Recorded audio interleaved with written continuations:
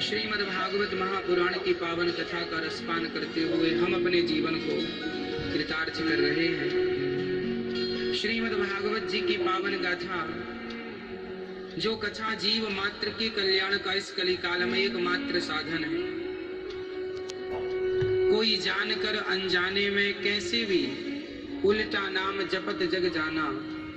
भगवान की कथा और भगवान के नाम की महिमा इतनी है कि कोई धोखे से भी भगवान का नाम ले ले। अजामिल जैसे पापी भी धोखे से निकल गया मुंह से नारायण। पुत्र को बुला रहे थे, पुत्र तो आए नहीं, कह दिया नारायण।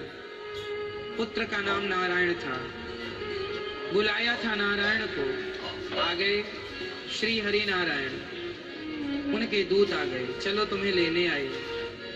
क्यों? हम तो बहुत बड़े पापी हैं, हमें क्यों ले जा रहे हैं? तुम बहुत बड़े पापी हो, पर तुम्हारे मुख से अंत समय भगवान का नाम निकल गया।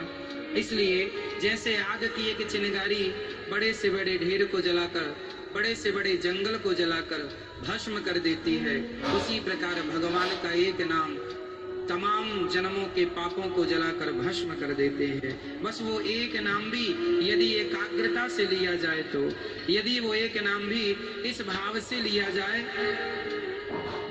कि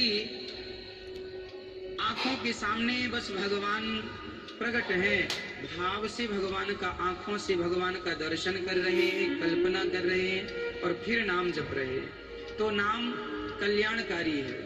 इसलिए हम सभी बड़भागी हैं कि आप सभी को वृंदावन का ये वास मिला।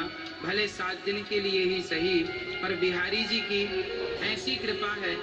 ब्रज के बारे में कहा जाता है कि वृंदावन में वही आते हैं जिन्हें बिहारी जी बुलाते हैं। बिहारी जी की महफिल को बिहारी जी सजाते हैं और वृंदावन वही आते हैं जिन्हें बिहारी जी बुलाते हैं। आप लोगों पर बड़ी कृपा हुई कि बिहारी जी ने आपको श्री राम वृंदावन बुलाया।